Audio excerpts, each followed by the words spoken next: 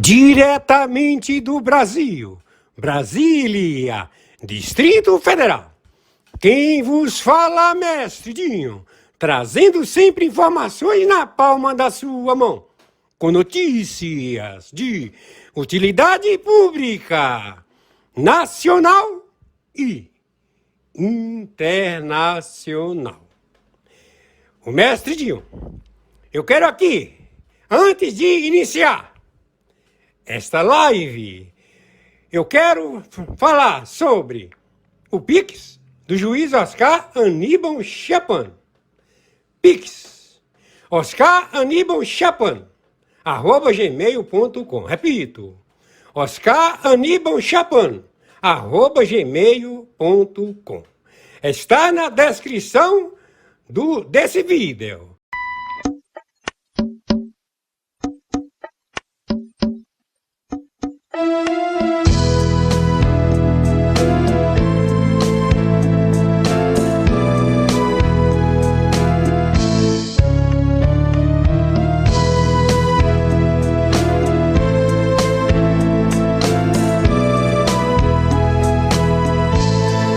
Jesus traz um sorriso, um novo amanhecer, nos leva ao paraíso, a vida renascer.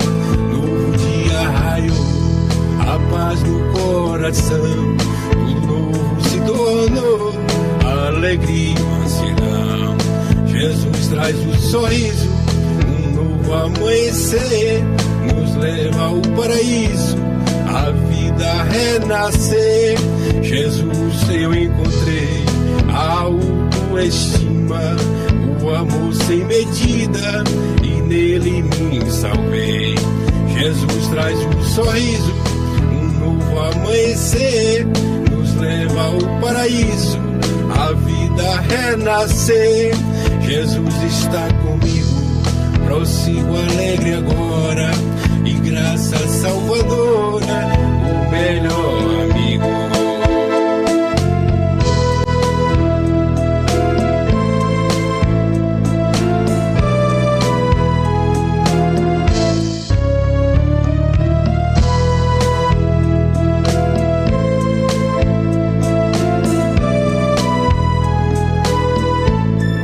Jesus traz um sorriso, um novo amanhecer, nos leva ao paraíso, a vida renascer. Jesus pensa em mim, como posso temer, com o amor sem fim, Cristo me faz vencer. Jesus traz um sorriso, um novo amanhecer, nos leva ao paraíso, a vida renascer. Dentro do meu coração, tudo novo se tornou, um passado de aflição, novo dia raiou. Jesus traz um sorriso, um novo amanhecer, nos leva ao paraíso, a vida renascer. Novo dia raiou, a paz no coração, tudo novo se tornou, alegria e mansidão. Jesus traz um sorriso, um novo amanhecer, nos leva ao paraíso, a vida renascer. Dentro do meu coração, tudo novo se tornou, um passado de aflição, novo dia raiou.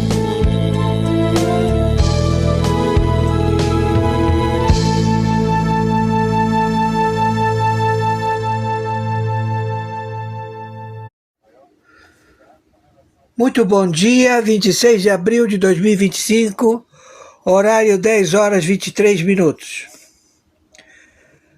Efetivamente, o procedimento da Interpol, ele se fez presente no Vaticano, ainda estamos em capturas pela Interpol, 79 mil alvos, e houve um atrito entre a segurança do Moacir, vulgo Luiz Inácio Lula da Silva, que ele se retirou às pressas, vendo que as autoridades da segurança do Luiz Inácio Lula da Silva não poderiam conter o contingente da Interpol com as autoridades italianas. Então se fez o grupo de Carabinieri e procedemos a cercar a aeronave no aeroporto e, por enquanto, estamos vendo a possibilidade de abdicar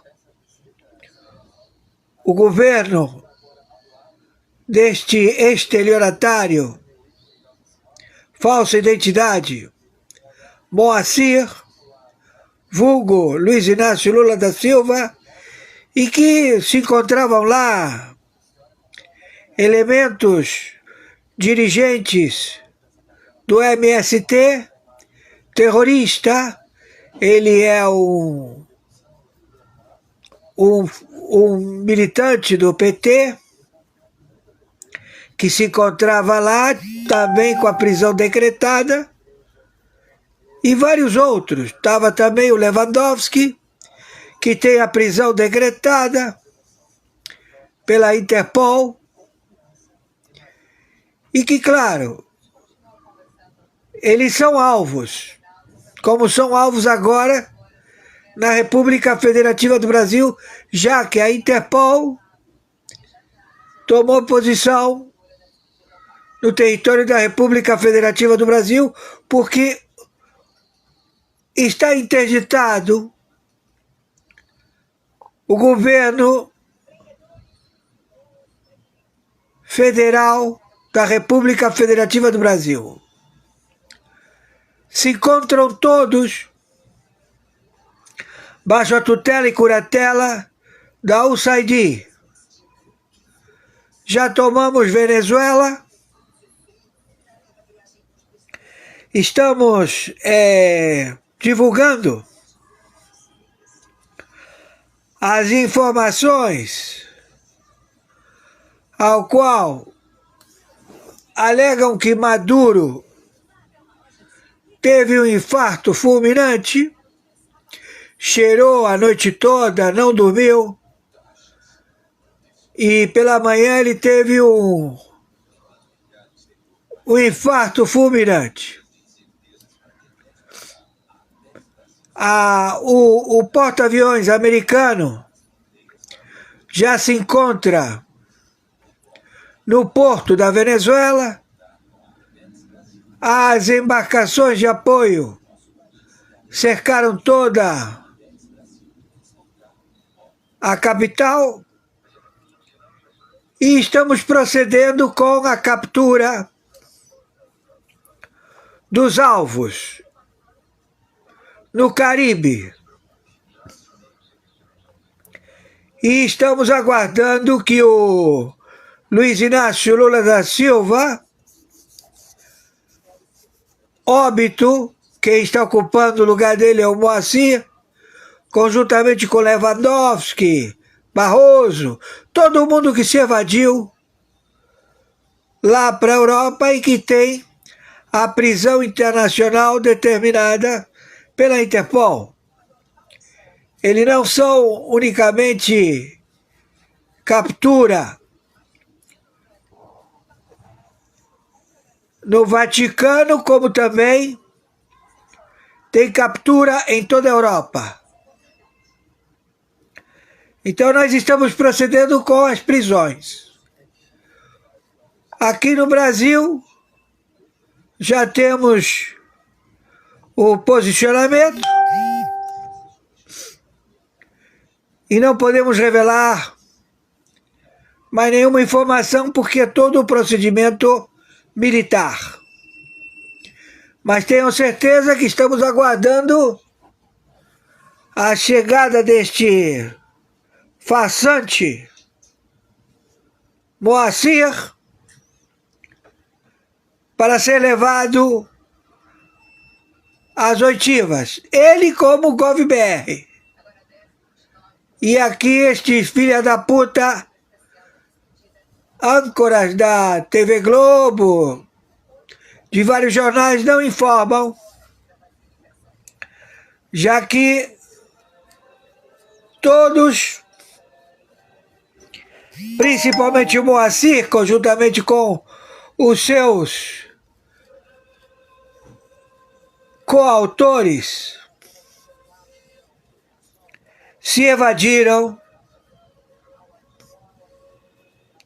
da vaticínia do Vaticano, mas estão todos já com a prisão determinada, internacional. Conforme determinação, meu Pix de sobrevivência é meu e-mail, Oscar Aníbal Chiapano, Chiapano com 2P de papai, CHIA 2P de papai ANO, @gmail.com. Banco Mercado Pago. Meu Pix de sobrevivência, meu CPF 510 466 447 34. Banco Mercado Pago. Por favor, nos ajudem. Agradecemos a todos por qualquer dinheiro faz uma diferença porque vai juntando. Então é R$4, 90 centavos, R$5, R$10. Agradecemos a todos vocês. Terezinha, obrigado. Agradecemos no fundo do coração. Muito obrigado, povo brasileiro. Tenham certeza de que eu sou monitorado. Os proventos que eu recebo das doações não passam de R$3.000, R$2.000, já que o povo brasileiro fala, tem muita gente para dar ajuda ao senhor Oscar, e certamente os que me ajudam, esse aporte faz milagre. Estica que nem chiclete. Mas não passa disso, R$2.000, R$3.000, quando estamos bem, né? Agradeço a todos vocês. Muito obrigado. E estou muito feliz, já que foi tudo descoberto. Nós temos as investigações do procedimento da USAID com o FBI, com a CIA, que através do adido militar, cônsul na época do Irã, no Irã, e que hoje ele está cônsul nos Estados Unidos da América,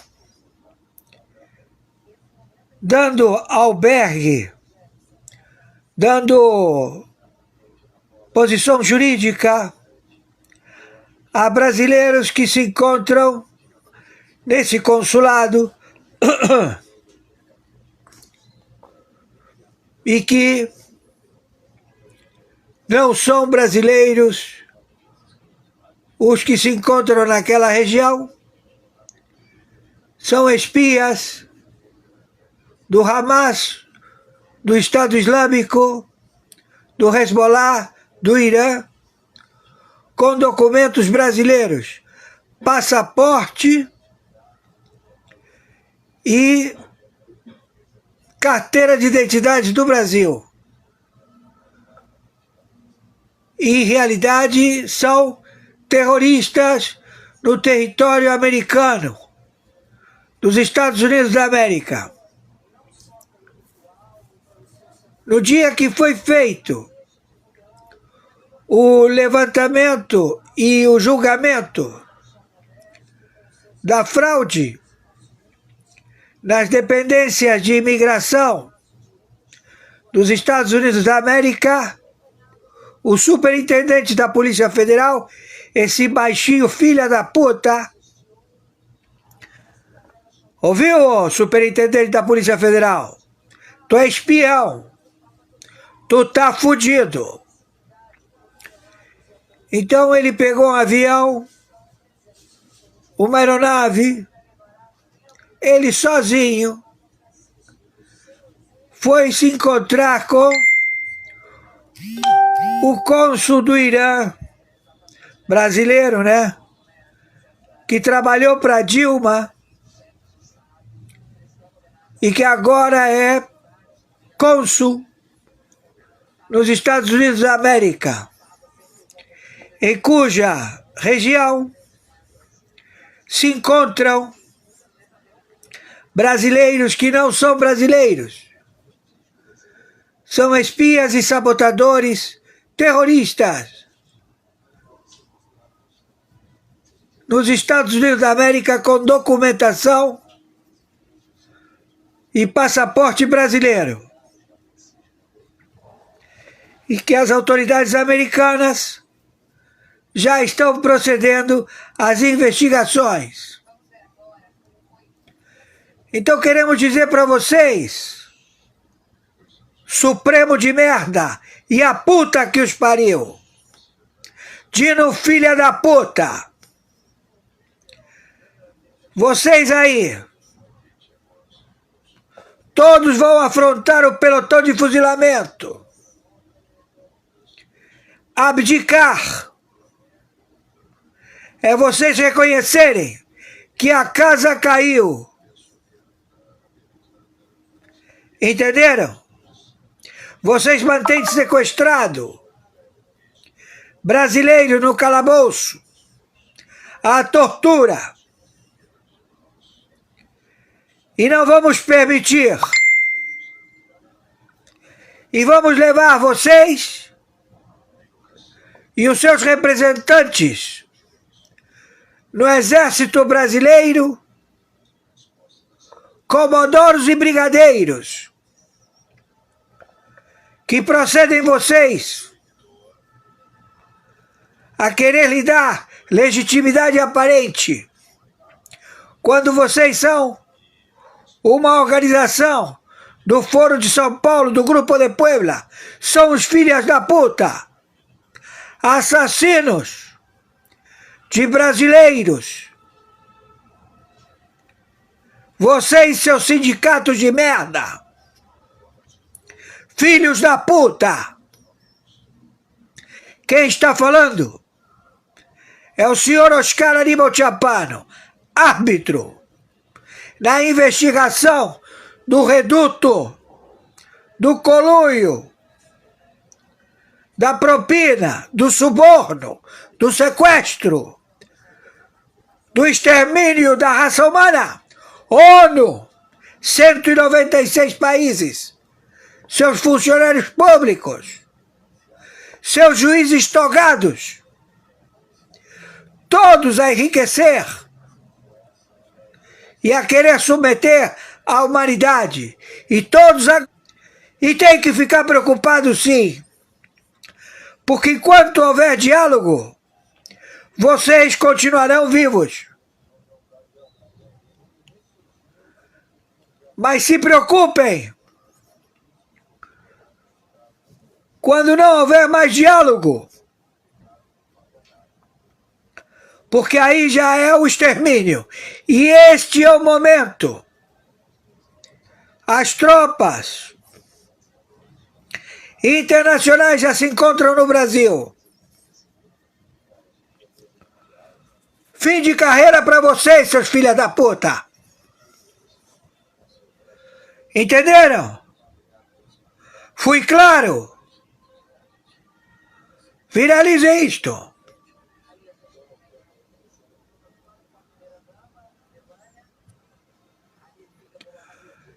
Yes, sir. What happened? Está mais do que claro que o Equador será usado como base estratégica para lançar ofensivas contra a Venezuela. Neste exato instante, estão formando combatentes em solo equatoriano, com centros de preparação operando ativamente. Diante disso, Diosdado entrou em completo desespero. Atenção total, povo venezuelano. O número 2 da tirania está visivelmente apavorado e tem demonstrado isso nas últimas horas. Desde que Erik Prince pisou em território equatoriano, Diosdado não conseguiu mais pregar o olho. A presença de Prince tem sido como uma sombra constante em sua nuca. Mas o que elevou ainda mais o medo foi a vitória de Daniel Noboa nas eleições presidenciais do Equador, pois ele continuará aliado ao chefe da tropa de elite Blackwater, que sem dúvida seguirá seu plano para enfrentar o regime. Durante seu programa costumeiro, com El Mazo dando, Diosdado não conseguiu esconder o pânico. Chegou a admitir com bastante receio que o próximo a cair pode ser ele próprio ou o líder da ditadura, Nicolás Maduro. Com voz trêmula, revelou que há uma base militar montada no Equador com a intenção clara de lançar um ataque contra Miraflores em breve. E como se não bastasse, soltou: "Lembra quando eu disse que haveria fraude no Equador? Pois é, a Cifre acertou de novo. Conheço Cori há anos. Ela é trapaceira e eu percebi tudo logo no começo." Ele afirma que tudo seguia um roteiro previsível. Não é coincidência que fizeram um espetáculo televisivo com Erik Prince, fingindo que atacavam gangues violentas, quando na realidade estavam negociando com as máfias locais para manter o controle do poder. Também não foi ao acaso que Leopoldo Lopes se manteve ativo no Equador, bem próximo ao partido de Noboa, acompanhado por figuras de destaque da Vontade Popular, como Luiz Magallanes. Muito menos é coincidência que Cori tenha enviado membros da Sumati para legitimar a controversa eleição de Daniel Noboa. O Equador virou palco central de articulações contra a Venezuela e contra toda a região. Para deixar ainda mais evidente, o país será o novo ponto de apoio para ofensivas coordenadas contra o território venezuelano. E por isso, as primeiras a parabenizar Noboa foram figuras como Maria Elvira Salazar e a própria Cori, reafirmando que, com Noboa no poder, a missão delas é libertar a região. Mas libertar de quê? Ninguém explica. Segundo Diosdado, o regime não teme ninguém e jamais cairá. Contudo, por que então tanto pavor ao mencionar Erik Prince? Um mercenário declarado que agora está no Equador montando campos de treinamento para forças paramilitares e, segundo ele, até mesmo terroristas. Prince aparece em vídeos ao lado do presidente equatoriano. Diosdado grita: "Viram? Esse homem é um mercenário, um terrorista e está nos Estados Unidos. Eles sabem disso e mesmo assim não fazem nada." E em seguida, parte para outro argumento. Depois dizem que os venezuelanos que migram são todos bons. Mentira! Não são todos bons. Em meio ao caos, ele tenta se confortar dizendo que os voos de repatriação vão voltar. Nós avisamos no programa, sem truques nem armadilhas. Diosdado não consegue mais disfarçar. Está inquieto, olhando para todos os lados, como quem espera ser pego de surpresa a qualquer momento. A simples menção do nome Erik Prince o faz tremer. Isso porque, ao contrário das habituais ameaças vazias da oposição venezuelana, Prince representa uma ameaça real. Não apenas tem o apoio do governo equatoriano, como também está cercado por alianças internacionais e grupos de elite altamente treinados. Segundo fontes próximas ao Palácio de Miraflores, o nome de Prince virou assunto constante entre os generais do alto escalão. Eles sabem que algo está sendo preparado fora do país, e que desta vez não terão como frear, com discursos ou propaganda. A aproximação de Prince com Noboa vem desde o primeiro turno. Desde então, operações secretas foram iniciadas. Treinamentos, encontros com ex-militares venezuelanos no exílio, além de reuniões com líderes de facções do crime organizado, que já romperam com o regime de Maduro. O plano é mais complexo do que parece. Envolve sabotagem interna, apoio de potências estrangeiras e uma possível intervenção relâmpago para neutralizar o alto comando da ditadura. Embora nada tenha sido confirmado oficialmente, os indícios são fortes, e os próprios chefes chavistas não negam atenção. A cada novo passo de Prince, mais nervosas ficam as aparições públicas de Diosdado, que já não consegue esconder os olhos arregalados e o tom cada vez mais agressivo. Enquanto isso, nos bastidores da política latino-americana, há movimentações, discretas, mas decisivas. Daniel Noboa, jovem presidente do Equador, firmou novos acordos de segurança com agências norte-americanas e israelenses. Nos bastidores, fala-se até em colaboração com unidades táticas que operam fora dos protocolos da ONU. Esses grupos, muitos deles remanescentes da própria Blackwater, são especialistas em incursões rápidas, desestabilização de regimes e apoio a movimentos armados locais. Erik Prince, por sua vez, tem usado sua influência para recrutar ex-militares e ex-policiais que desertaram da Venezuela nos últimos anos. Esses homens, treinados e conhecedores do território venezuelano, seriam peças-chave para qualquer operação futura. Em resposta, Diosdado iniciou uma série de viagens não anunciadas dentro da Venezuela, buscando garantir a fidelidade das tropas e tentar reorganizar sua rede de lealdade. Fontes revelam que ele está especialmente preocupado com regiões próximas à fronteira com a Colômbia e o Brasil, onde a influência do regime tem diminuído consideravelmente. Ao mesmo tempo, Maduro autorizou um aumento de recursos para as chamadas Unidades Populares de Defesa, grupos paramilitares que atuam como milícia interna. Mas há dúvida se essas forças têm real capacidade de resistência frente a um ataque coordenado e bem armado. A paranoia se instalou, e já há rumores de purgas internas no alto escalão militar venezuelano, sob suspeita de traição ou conluio com grupos rebeldes. O cerco se fecha. O regime percebe que não tem mais o controle absoluto da situação, e que seus aliados na região estão em declínio. A Argentina vive um momento de transição, o Peru enfrenta uma crise institucional profunda, e o Chile tem se afastado das pautas bolivarianas. Nesse cenário, o Equador se transforma na nova base de operações contra a ditadura venezuelana. Diosdado sabe disso. É por isso que repete em seu programa: eles vão tentar algo, estão treinando gente lá, se preparando para invadir nosso país. Mas não vamos deixar. A insistência em negar uma ofensiva iminente só revela o contrário. Eles sabem que o relógio está correndo contra eles. A estratégia de Erik Prince passa por 3 eixos: inteligência, infiltração e desestabilização. Primeiro, ele aposta na coleta de informações privilegiadas, com o apoio de redes de dissidentes que ainda operam dentro da Venezuela. Esses informantes, muitos dos quais mantêm cargos de médio escalão no governo ou nas forças armadas, têm fornecido dados valiosos sobre movimentações de tropas, localização de arsenais e até o itinerário de figuras-chave do regime. Em segundo lugar, Prince trabalha para infiltrar agentes treinados nos próprios territórios chavistas, especialmente nas regiões fronteiriças e nas áreas controladas por milícias. A terceira etapa, talvez a mais perigosa, envolve fomentar levantes locais, greves, sabotagens e até pequenos ataques cirúrgicos, criando um clima de caos que possa justificar uma ação maior. O mais impressionante é que tudo isso vem sendo articulado sem que Prince apareça diretamente. Ele não dá entrevistas, não aparece em reuniões públicas e evita qualquer exposição midiática. No entanto, sua presença é sentida em cada movimentação.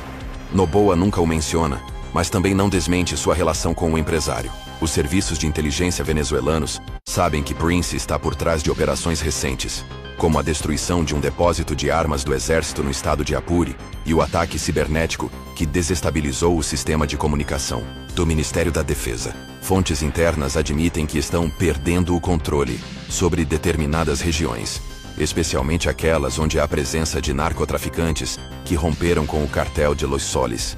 Essa tensão crescente tem forçado Diosdado a multiplicar seus discursos inflamados. Em seu programa de televisão, ele passou a dedicar mais tempo a alertar sobre a nova ofensiva imperial e a acusar publicamente antigos aliados de traição. O tom mudou. Não é mais apenas retórica bolivariana, mas uma clara tentativa de intimidar potenciais desertores e manter o controle com base no medo. No entanto, quanto mais fala, mais evidente fica que está encurralado. Analistas apontam que nunca antes Diosdado se mostrou tão vulnerável em público. O homem que antes era o grande estrategista do regime, hoje parece reagir aos fatos em vez de controlá-los. Seus ataques a Prince e a Noboa revelam que ele perdeu a iniciativa política e militar. Enquanto isso, exilados venezuelanos em Miami, Bogotá e Madrid afirmam que finalmente há esperança de uma mudança real. Muitos deles estão sendo recrutados para compor uma força-tarefa que, segundo relatos, poderá ser ativada em breve. São ex-militares, ex-agentes de inteligência, combatentes treinados que conhecem os caminhos e os pontos fracos da estrutura chavista. A operação, ainda em fase de preparação, seria coordenada a partir do Equador, com apoio logístico internacional e cobertura estratégica.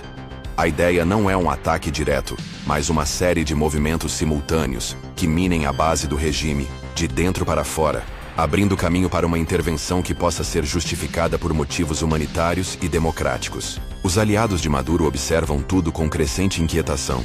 Cuba já enviou assessores para reforçar a segurança do Palácio de Miraflores, enquanto o Irã mantém técnicos em áreas estratégicas de comunicação e armamento.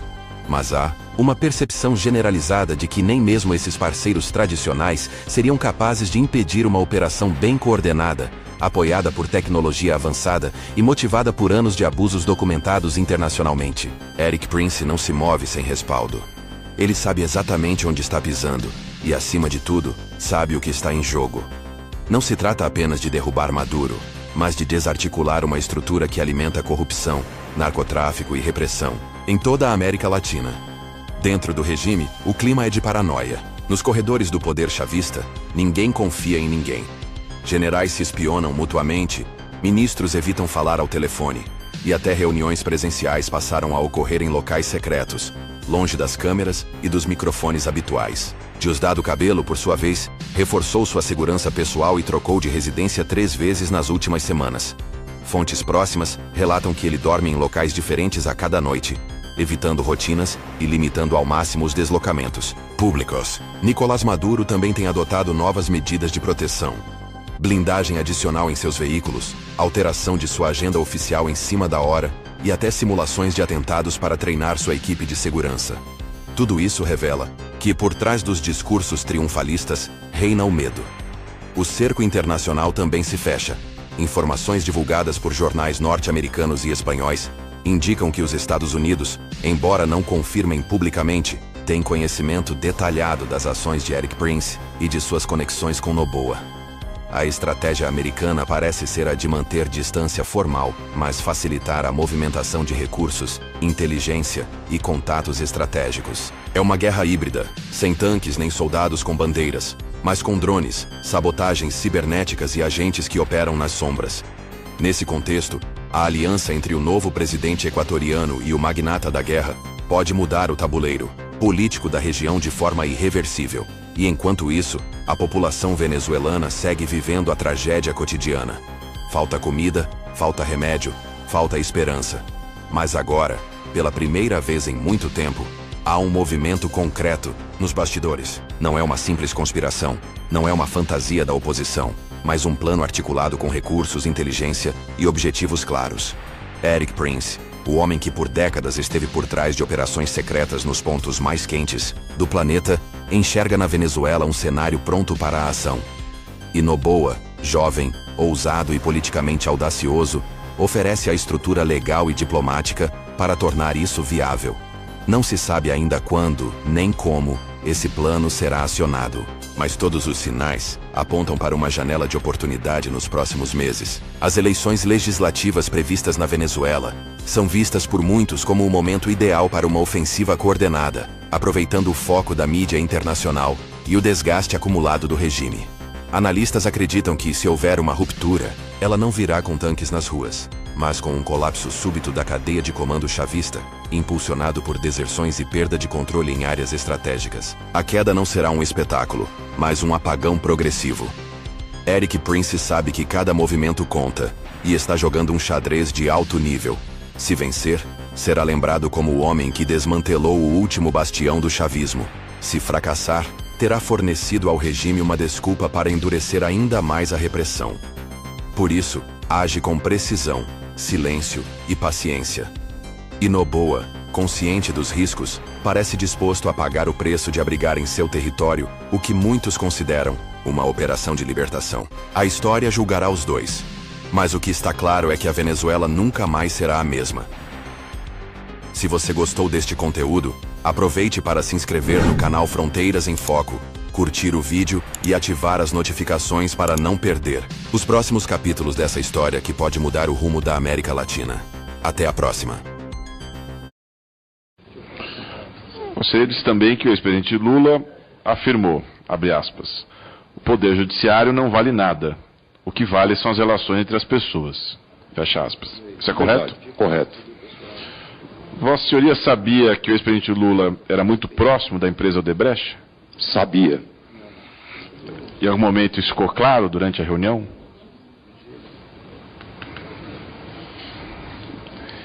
Não, ficou claro depois, né? Depois que eu saí de lá é que eu vi que estava claro.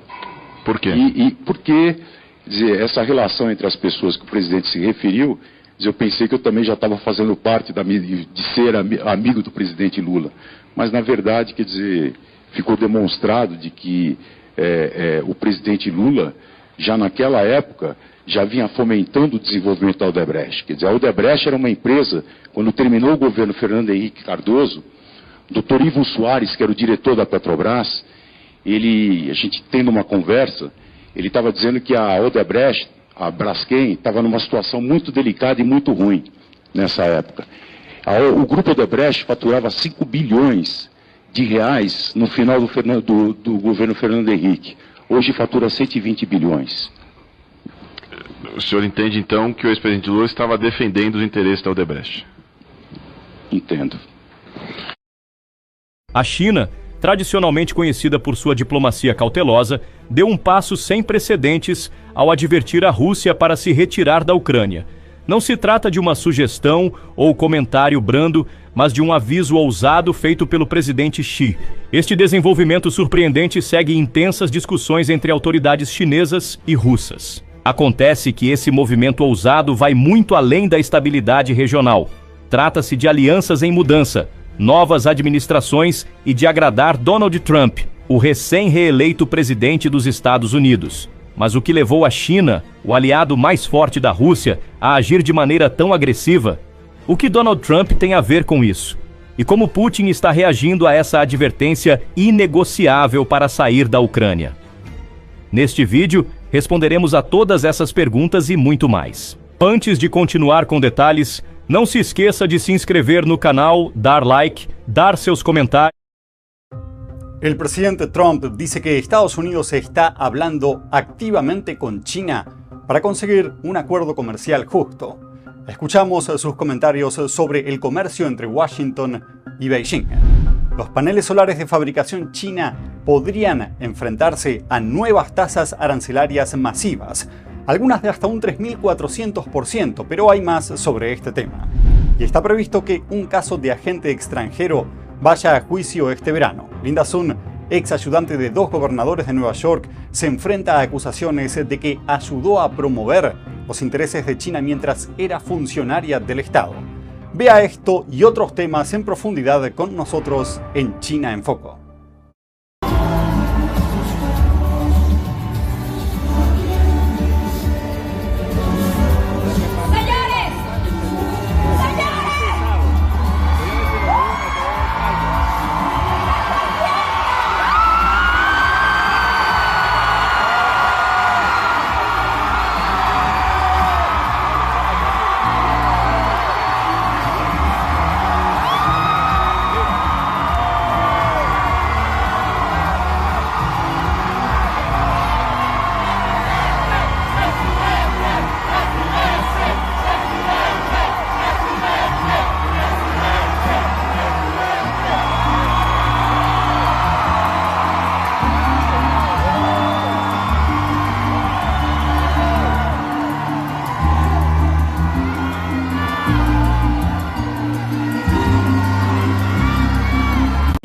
Ustedes recuerdan que les decía que la vice estaba llegando, esta Delcy Rodríguez, a Rusia. Ahí la tenemos en foto. Llegó a Moscú porque esta semana en Rusia se celebra una semana de la energía. Pero esto ha abierto unos interrogantes importantes. Y es que en muchos de los casos, cuando estos criminales tienen orden de captura o circular roja por la Interpol, Europol o la Justicia Penal Militar, etcétera, y pasan por un espacio aéreo en donde este país ha dicho, si por aquí pasa, tranquilos que yo lo capturo. Pues puede suceder, hoy estaba escuchando unos informes que pueden salir aviones de la Fuerza Aérea de ese país, obligar a ese avión que aterrice, bajar a los tripulantes y adivinen qué, capturarlo. Esto se pone bueno. O Tribunal Federal de Washington, D.C., permanecia em silêncio sepulcral enquanto o juiz John Stillman, com sua toga negra e expressão austera, fixava um olhar severo sobre a audiência. Aos 72 anos, Stillman construíra uma carreira imponente como juiz federal, carregando décadas de poder judicial em suas costas. Na primeira fileira, Karoline Leavitt observava atentamente o caso sobre um grupo de cristãos proibidos de realizar orações públicas em um parque da cidade. Aos 27 anos, Karoline já havia feito história como a mais jovem secretária de imprensa da Casa Branca. Uma mulher de postura elegante e olhar resoluto, ela usava um blazer perfeitamente alinhado e ao redor do pescoço um delicado crucifixo, herança de sua avó e símbolo de uma fé inabalável que a guiava desde a infância. Stillman interrompeu abruptamente o julgamento, apontando um dedo acusador na direção de Karoline. Senhorita Leavitt, sua voz ecoou pelo salão com um tom de desdém quase palpável.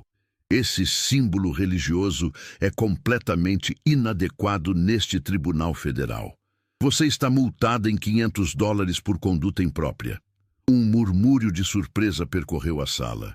Karoline manteve a compostura, seus olhos fixos no juiz. Com todo respeito, meritíssimo, respondeu ela com voz firme e sem hesitação. Estou apenas observando como representante oficial da Casa Branca. O rosto de Stillman enrubesceu de indignação. Fanáticos como você são perigosos para este sistema, vociferou ele, elevando a voz para que todos ouvissem. A cruz não pertence aqui. A declaração pairou no ar como um punhal. Karoline sentiu o peso de todos os olhares. Alguns chocados, outros satisfeitos com a humilhação pública. Ela tocou discretamente o crucifixo, sentindo seu contorno familiar contra a pele. Sem demonstrar qualquer emoção, levantou-se calmamente e dirigiu-se à saída do tribunal, mantendo a dignidade em cada passo. Apenas quando atravessou as pesadas portas de carvalho, Karoline permitiu que a indignação surgisse em seu olhar. Ela pegou o telefone, discando rapidamente enquanto caminhava pelo corredor de mármore. Michele, é Karoline. Preciso de você. Agora. O escritório de Karoline na Casa Branca, normalmente um santuário de ordem e eficiência, refletia agora a tempestade interna que ela enfrentava. Documentos espalhados sobre a mesa, a luz azulada do computador iluminando seu rosto determinado enquanto digitava furiosamente. Na tela, o rascunho de um processo por difamação e violação da primeira emenda contra o juiz John Stillman. O valor, $800 milhões. Quando Michele Norton entrou na sala, trouxe consigo uma presença quase elétrica. Aos 45 anos, Michele havia construído uma reputação formidável como a caçadora de juízes. A advogada conservadora que não hesitava em enfrentar o establishment judicial quando este ultrapassava seus limites. Então, disse Michele, analisando o rascunho no computador de Karoline, Stillman te multou por usar um crucifixo e te chamou de fanática perigosa na frente de uma sala cheia de pessoas. Karoline assentiu, seus olhos nunca abandonando a tela. E em público, com testemunhas, completou. Ele disse explicitamente que a cruz não pertence aqui. Michele sorriu. Um sorriso frio, calculista. O sorriso de um predador que acabara de identificar sua presa. Stillman não está apenas perseguindo você. Caroline, observou ela e apoiando-se na mesa. Ele é um peão, um instrumento da elite liberal tentando enfraquecer o presidente Trump através de você. Eles sabem que você é uma arma poderosa para a administração. Jovem, articulada, inabalavelmente conservadora. Derrubá-la seria um golpe significativo. Caroline girou a cadeira para encarar Michele diretamente. Quero que ele sinta a mesma pressão que senti naquele tribunal, disse com uma intensidade contida na voz. Quero que ele entenda que não escolheu apenas a pessoa errada para intimidar, escolheu a causa errada para atacar. Michele colocou o arquivo que carregava sobre a mesa e se sentou, cruzando as pernas com elegância calculada. Vamos processar Stillman por difamação intencional, enquanto processamos o Tribunal de DC por permitir viés antirreligioso, explicou ela, abrindo o arquivo. E o mais importante, vamos exigir que o Tribunal Federal acelere os procedimentos. Eles aceitariam isso? O dano à sua reputação é urgente, Caroline. Como figura pública e representante do presidente, cada dia que passa com essas acusações pairando sobre você constitui um dano contínuo. Eles terão que cumprir. Caroline aqueceu. Em seu rosto, mais que determinação, era uma declaração silenciosa de guerra. Pegando o telefone, discou um número familiar. Andrew, é Caroline. Preciso que juiz no tribunal se torne viral. Agora. Do outro lado da linha, Andrew Torres, o estrategista de mídia social da campanha de Trump em 2024, já começava a trabalhar. Aos 32 anos, Andrew tinha o talento de transformar qualquer história em uma avalanche nas redes sociais. Imediatamente, coordenou com influenciadores do TikTok e YouTube, empurrando o áudio do tribunal para as plataformas. Dentro de horas, a hashtag ultrapassou 50 mil menções com um vídeo viral mostrando Caroline de pé no tribunal, sua voz resoluta ecoando através dos alto-falantes de milhares de dispositivos em todo o país. Stillman pensa que está acima da lei, comentou um TikToker popular, mas Caroline mostrará a ele o que é justiça. Nas profundezas do Tribunal Federal, na discreta sala dos servidores, Ethan Brooks observava seu monitor com expressão vigilante. Aos 29 anos, este funcionário de TI do tribunal passava despercebido pelos corredores, mais uma face anônima no imenso aparato burocrático que mantinha a justiça funcionando. Ou, ao menos, era o que deveria fazer. Na tela azul à sua frente, uma série de e-mails trocados entre o juiz Stillman e a juíza Nancy Carver piscavam como faróis de uma conspiração. Ethan prendeu a respiração ao ler cada linha incriminadora. Precisamos ensinar uma lição à garota Leavitt, escreveu Stillman. Enviar uma mensagem clara ao Trump. Mire no crucifixo dela, respondeu Carver. Isso jogará os conservadores no caos. Eles não sabem como reagir quando seus símbolos são atacados. Ou correm como vítimas ou explodem em fúria. Qualquer reação será um desastre para a imagem dela. Ethan sentiu um calafrio percorrer sua espinha. O que estava testemunhando ia muito além de diferenças ideológicas. Era uma conspiração calculada para destruir a carreira de uma pessoa usando o poder do sistema judicial. Com as mãos ligeiramente trêmulas, encaminhou os e-mails para um endereço que havia pesquisado meticulosamente. O contato pessoal de Caroline Leavitt. Na Casa Branca, Caroline estava reunida com Michele quando recebeu a notificação. Ao abrir o e-mail, seus olhos passaram rapidamente pelo conteúdo, sua respiração acelerando a cada linha lida. Michele, chamou ela, girando o laptop para que a advogada pudesse ver. Acabamos de receber nossa munição nuclear. Michele percorreu os e-mails, um sorriso predatório formando-se em seus lábios. Nosso amigo anônimo acabou de entregar Stillman em uma bandeja de prata, comentou, já calculando o impacto devastador daquelas evidências. Sem perder um segundo, Caroline encaminhou os e-mails para Andrew Torres. Publique, agora. Dentro de horas, a Fox News estampava sua manchete em letras garrafais. Juiz federal conspira para difamar secretária da Casa Branca. A hashtag #MêsJuiz no Tribunal explodiu nas redes sociais, ultrapassando 100 mil menções em poucas horas. Comentários indignados proliferavam. Stillman acabou, Caroline é uma lenda. No apartamento que mantinha no centro de Washington, Stillman assistia aos noticiários com o rosto pálido como cera. Ele abriu seu laptop, tentando desesperadamente apagar e-mails do servidor do tribunal, mas uma mensagem de erro apareceu na tela. Sistema salvou cópias automáticas em servidor seguro. Contate administrador de TI. No canto silencioso da sala de servidores, Ethan Brooks observava seu monitor com um sorriso discreto nos lábios, tendo acabado de enviar uma dica para Linda Santiago, investigadora do Conselho Judicial de DC. A sala de arquivos do Tribunal Distrital de DC raramente recebia visitantes. Seus corredores estreitos e estantes empoeiradas guardavam o registro silencioso de décadas de justiça, ou da falta dela. Sob as luzes fluorescentes que piscavam ocasionalmente, Linda Santiago se movia com a precisão de uma caçadora. Aos 52 anos, Linda carregava 2 décadas de experiência investigativa, tendo derrubado juízes corruptos e descoberto esquemas que iam das entranhas dos tribunais federais até o Supremo. Sua mão deslizou sobre as prateleiras empoeiradas até parar em uma caixa de ferro com a etiqueta Registros Internos, Stillman.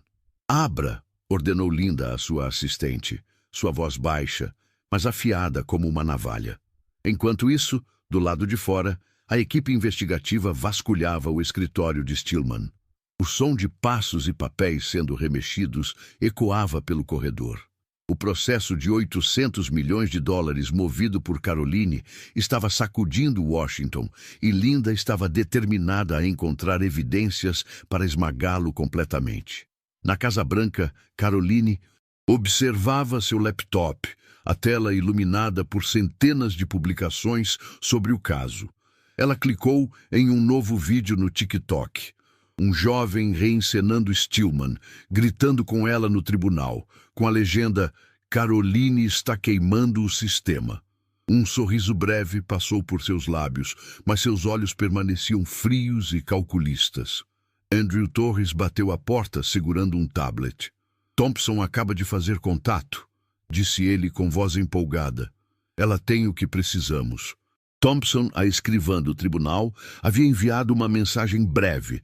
12 anos de anotações. Stillman perseguiu símbolos religiosos. Me encontre hoje à noite. Caroline assentiu, sentindo a adrenalina crescer.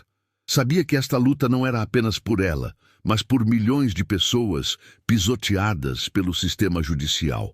Em um pequeno café nos arredores de DC, Thompson, com o cabelo firmemente preso em um coque, deslizou um caderno encadernado em couro pela mesa para Caroline. Stillman multa cruzes. Intimida qualquer coisa ligada à fé, sussurrou, olhando nervosamente ao redor. Mas camisetas com slogans vulgares. Ele ri delas, deixa passar. O caderno listava dezenas de casos. Um homem multado em $400 por usar um broche de oração. Uma mulher muçulmana advertida por seu hijab. Estudantes proibidos de usar símbolos religiosos durante visitas escolares ao tribunal. Caroline folheou as páginas, seus dedos apertando firmemente a capa. "Isso é ouro", disse com voz baixa, mas resoluta. Thompson assentiu, seus olhos cintilando de medo. "Se ele descobrir que fiz isso, perco meu emprego", disse ela. Caroline colocou uma mão sobre o ombro da escrivã. "Você está fazendo a coisa certa. Vou protegê-la, Thompson, prometo." Simultaneamente, na sala de arquivos, Linda abriu a caixa de ferro, descobrindo o arquivo negro de Stillman. Um dossiê espesso documentando 200 casos de multas por símbolos religiosos ao longo de 5 anos, 80% direcionados a cristãos. Uma nota, manuscrita pelo próprio Stillman, a chocou profundamente. Manter o tribunal limpo de fanatismo religioso, prioridade máxima. Linda franziu o senho, passando o dossiê para sua equipe de análise. imediatamente ligou para James Wilson, o oficial do tribunal que havia testemunhado o comportamento de Stillman ao longo dos anos. Wilson, parado do lado de fora do corredor do tribunal, falou em voz baixa ao telefone. Contei 25 casos só no ano passado. Cruzes, broches, véus. Ele multava todos. O dobro comparado a outras violações de conduta no tribunal. Linda anotou rapidamente, sentindo a teia de injustiça se desenrolando diante de seus olhos profissionais. De volta à Casa Branca, Caroline recebeu um e-mail de Linda com uma cópia digitalizada do arquivo negro. Ela leu cada linha, sua indignação aumentando a cada página virada. Imediatamente chamou Andrew. Publique tudo nas plataformas sociais. O público precisa saber quem Stillman realmente é. Em 30 minutos, a hashtag #juiz no tribunal ultrapassou 300 mil menções, com imagens das páginas do dossiê viralizando rapidamente. Uma publicação resumia o sentimento geral. Stillman multa cruzes, mas deixa camisetas com slogans vulgares passarem. Ele tem que sair. Caroline apareceu na Newsmax naquela noite, sua voz afiada como aço. Stillman não é um juiz, ele é um opressor da fé, e vou expô-lo completamente. Os telespectadores aplaudiram através das telas, a hashtag explodindo globalmente. No apartamento escuro, onde morava sozinho desde o divórcio, John Stillman assistia aos noticiários com o rosto pálido como cera. Seu telefone vibrava incessantemente. O Conselho Judicial convocara uma reunião de emergência. Ele abriu um e-mail, vendo uma notificação de Linda Santiago. Forneça explicação para as evidências em 24 horas ou enfrentará suspensão imediata. Suas mãos tremiam enquanto tentava ligar para Nancy Carver, mas ela não atendia. A juíza, antes sua aliada incondicional, agora o evitava como se fosse portador de uma doença contagiosa. Stillman percorreu seu telefone, vendo publicações zombeteiras por toda parte. Stillman, comece a fazer as malas. Bateu com força na mesa, sua voz quebrando. Ela é apenas uma garota. Como pode estar me destruindo assim? No fundo, porém, ele sabia que estava perdendo, não apenas o poder, mas tudo que construíra ao longo de décadas. Com dedos trêmulos, discou um número desconhecido, um facilitador que mantinha contatos para situações desesperadoras. Preciso sair dessa, sussurrou ao telefone, seus olhos frenéticos percorrendo o apartamento que logo precisaria abandonar. Enquanto isso, no escritório de investigação, Linda recebeu um novo e-mail de Ethan Brooks. Stillman estava recebendo ordens do senador Daniel Glenn, escreveu Ethan, anexando e-mails trocados entre Stillman e Glenn, uma proeminente figura liberal anti-Trump.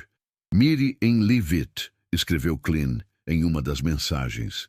Desacredite-a, e Trump vacilará. Linda encaminhou imediatamente o e-mail para Caroline com uma nota concisa. Esta é a centelha que você precisa. Caroline leu o e-mail, seus lábios apertados em uma linha fina. Ligou imediatamente para Michelle Norton. Pegamos Stillman e Glenn. Intensifique o processo. Michelle, em seu escritório de advocacia, abriu um sorriso gélido. Eles não sabem com quem acabaram de se meter. Andrew, no quartel-general de mídia, empurrou o e-mail de Glenn para o X com a legenda: Stillman é um fantoche da elite liberal. O vídeo da Newsmax tornou-se viral, com comentários declarando: Caroline está rasgando o sistema em pedaços. Multidões começaram a se reunir fora do tribunal de DC, segurando cartazes com os dizeres Justiça pela Fé. Stillman, de seu apartamento, ouvia os cânticos através da janela. Fechou as cortinas, coração acelerado. Uma mensagem do facilitador chegou. Avião pronto, Suíça, amanhã. Stillman assentiu, mas seus olhos estavam vazios. Sabia que não estava apenas perdendo poder, estava perdendo tudo. A sala de audiências do Tribunal Federal resplandecia sob a luz do sol matinal que penetrava pelas altas janelas, lançando padrões geométricos no piso de madeira polida. A tensão era quase palpável, preenchendo cada centímetro do espaço como uma presença física. Caroline Leavitt permanecia de pé junto à mesa do autor, seu blazer marinho impecável, o crucifixo de prata brilhando como um desafio implacável ao sistema que tentara silenciá-la. O processo de difamação de 800 milhões de dólares contra John Stillman e o sistema judiciário de DC atingia seu ápice, alimentado por uma cascata de evidências, o arquivo negro de Stillman, o caderno de Thompson, os e-mails do senador Klein e as mensagens criptografadas. Do lado de fora, a multidão de manifestantes rugia, seus cânticos ecoando através das grossas paredes. A imagem de Caroline dominava telas em todo o país. Hoje, ela não lutava apenas por si mesma. Estava desmantelando um sistema corrupto, com Stillman como o alvo a ser esmagado. Michelle Norton ajustou seus óculos, exalando autoridade enquanto organizava as evidências. Gravações de áudio, documentos digitalizados, depoimentos de testemunhas. À sua frente, Stillman sentava-se encurvado, sua presença antes imponente, agora diminuída, olhos inquietos com ansiedade. Nancy Carver, sua aliada, cabelos prateados firmemente presos, tinha o rosto pálido ao sentir a derrota se aproximando. A sala de audiências fervilhava, repórteres rabiscavam freneticamente, influenciadores transmitiam ao vivo e cidadãos comuns seguravam cartazes com os dizeres "Fé acima do medo". A juíza Amélia Ruiz, uma mulher severa conhecida por sua imparcialidade, bateu seu martelo, silenciando todo o ruído. "Prossiga com o autor", declarou ela, sua voz cortando o ar como uma lâmina. Michelle abriu com precisão letal, projetando o arquivo negro de Stillman em uma grande tela. 250 casos de multas por símbolos religiosos ao longo de 6 anos, 80% direcionados a cristãos. "Isto não foi um erro", disse ela, apontando para a nota manuscrita de Stillman. "Religião é uma ameaça." A sala ofegou coletivamente. Michelle reproduziu o áudio do tribunal distrital, a voz de Stillman rosnando, chamando Caroline de fanática e lacaia perigosa. Continuou com o caderno de Thompson, listando multas seletivas, depois os e-mails de Klein, instando Stillman a difamar Leavitt.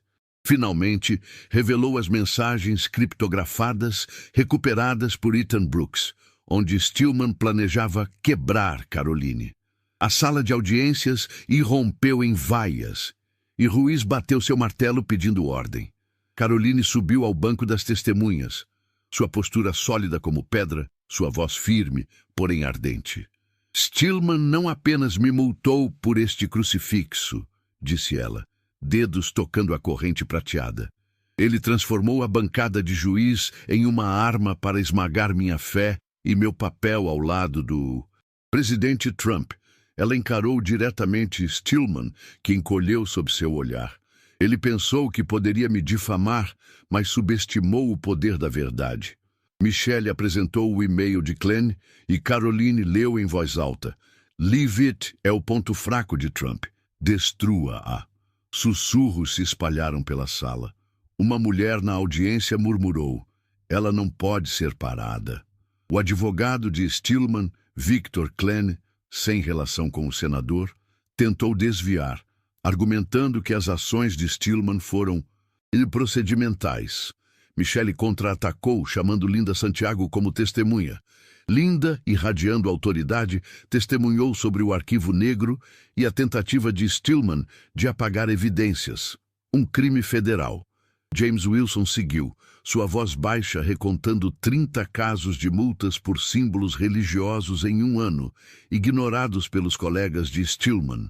Thompson, tremendo mas resoluta, descreveu o viés de Stillman.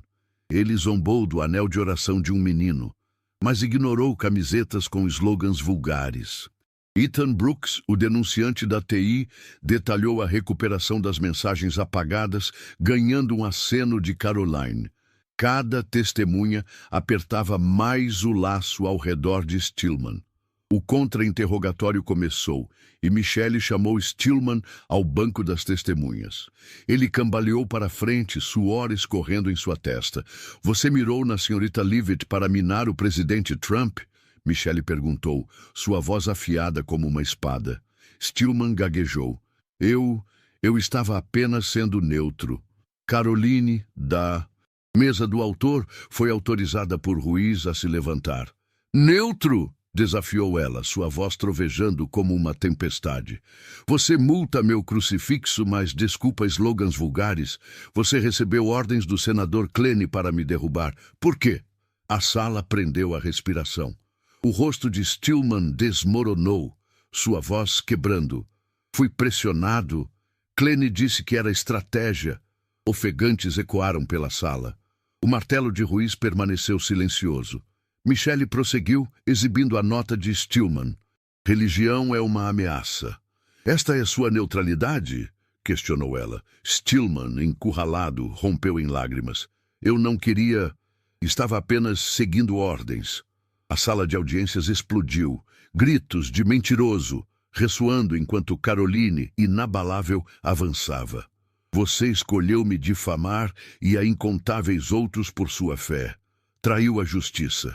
Stillman colapsou em sua cadeira, lágrimas escorrendo enquanto Ruiz pedia ordem.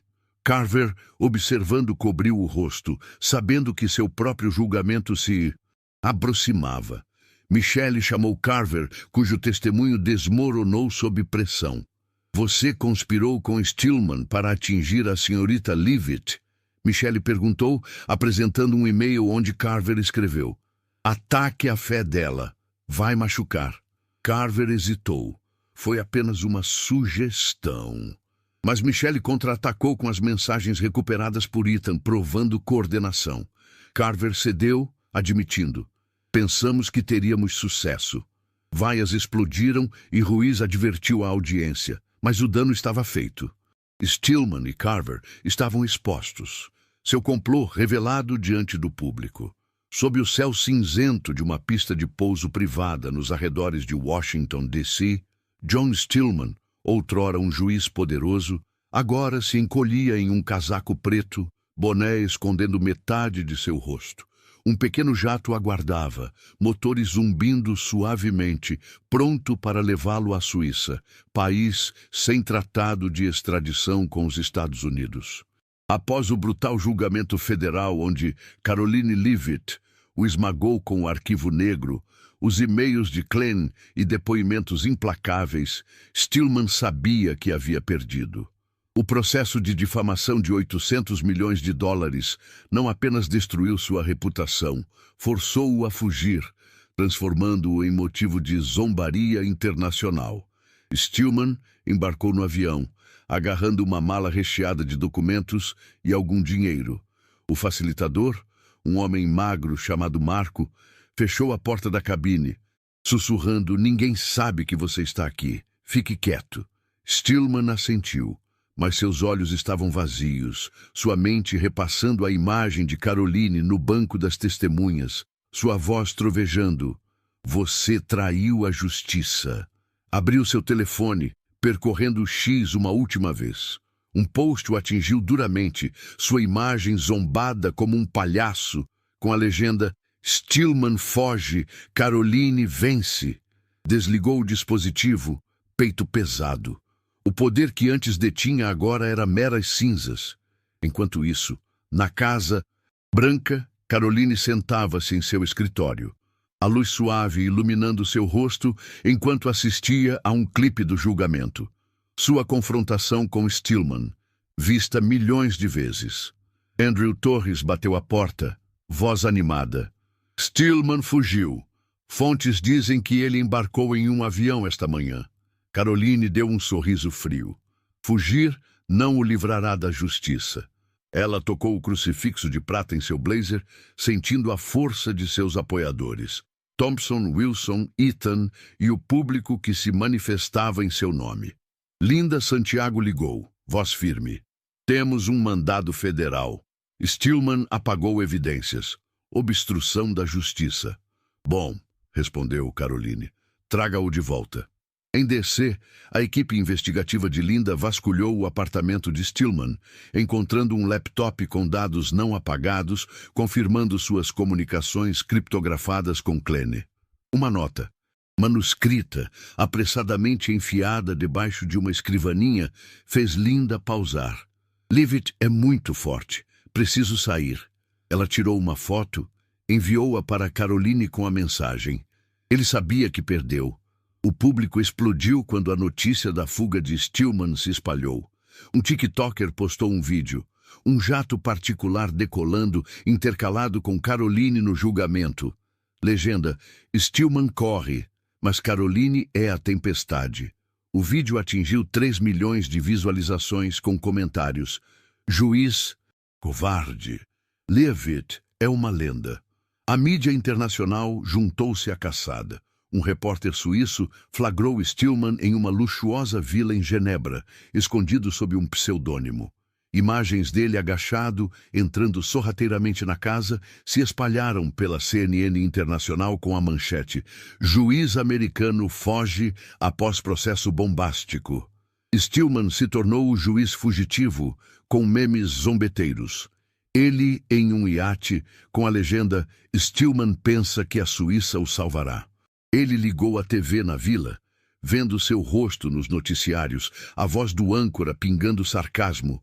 Da bancada de juiz a fugitivo, Stillman é uma piada global. Bateu com força na mesa gritando, mas ninguém ouviu. Em DC, Nancy Carver enfrentou consequências. O Conselho Judicial a suspendeu, lançando uma investigação baseada em seus e-mails e mensagens para Stillman. Um jovem advogado no tribunal de DC renunciou, tuitando: Não trabalharei sob a sombra de Stillman e Carver. O tribunal de DC, antes um símbolo de poder, agora cambaleava em crise, com outros juízes escrutinados por ligações com o Arquivo Negro. Linda realizou uma coletiva de imprensa, voz implacável. Stillman violou a lei federal. Vamos trazê-lo de volta. A multidão do lado de fora do tribunal aplaudiu, segurando cartazes. Caroline lidera, Stillman fracassa. Caroline realizou uma coletiva de imprensa na Casa Branca, em pé diante da bandeira americana. Voz calma, mas poderosa. Stillman fugiu, mas a justiça não. Conhece fronteiras. Ele pensa que a Suíça é um refúgio, mas o encontraremos. Ela ergueu o recibo da multa de $500 do julgamento inicial, agora emoldurado. Este foi o começo. Agora é vitória. As câmeras dispararam flashes, as redes sociais explodiram. Caroline é uma guerreira, dizia um post. Stillman corre, mas Leavitt é seu pesadelo. Ela encerrou a coletiva clamando: Levantem-se pela fé e pela justiça, como fizemos hoje. Stillman, em sua vila em Genebra, abriu seu laptop, vendo o mandado federal. Tentou transferir dinheiro para uma conta offshore, mas o Departamento de Justiça bloqueou todas as transações. Uma mensagem de seu facilitador chegou. Eles sabem que você está aqui. Saia agora. Stillman entrou em pânico, olhando pela janela e avistando repórteres se reunindo. Fechou as cortinas, coração acelerado, sabendo que não tinha mais para onde fugir. Um noticiário suíço o chamou de fugitivo desprezível, e Stillman, pela primeira vez, sentiu a solidão absoluta. Caroline, na Casa Branca, assistia às notícias sobre Stillman, seus lábios se curvando em um sorriso sutil. Andrew entrou. Você conseguiu. Stillman é motivo de chacota global. Ela assentiu, tocando seu crucifixo. Isto não é o fim. A justiça continua. Do lado de fora, protestos se espalharam de DC para grandes cidades, com cartazes dizendo Caroline pela justiça. Um pastor escreveu no X: Leavitt não apenas venceu Stillman, ela venceu por todos nós.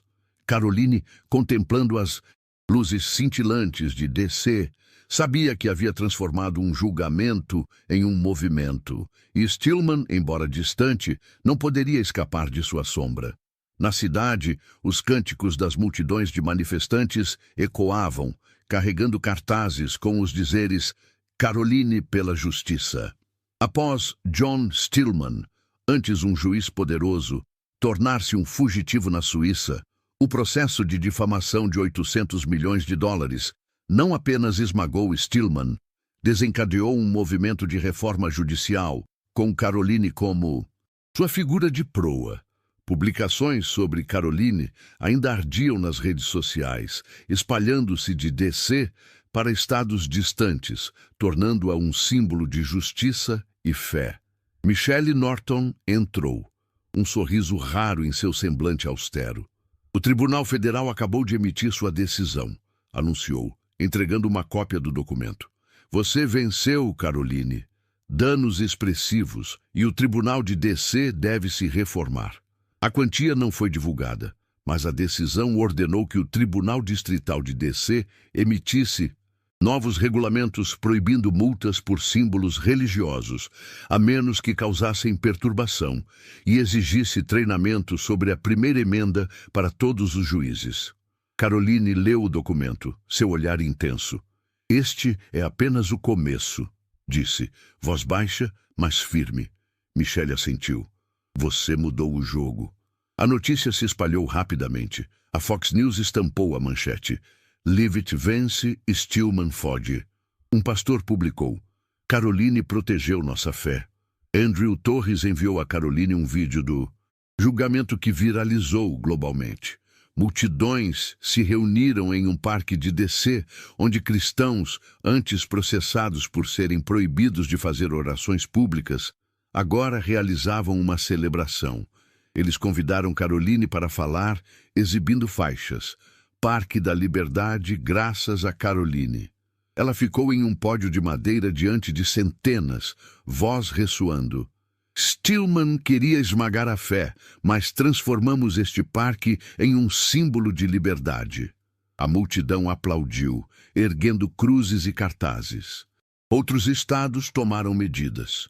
O Texas aprovou uma lei protegendo símbolos religiosos em tribunais, citando o processo de Caroline.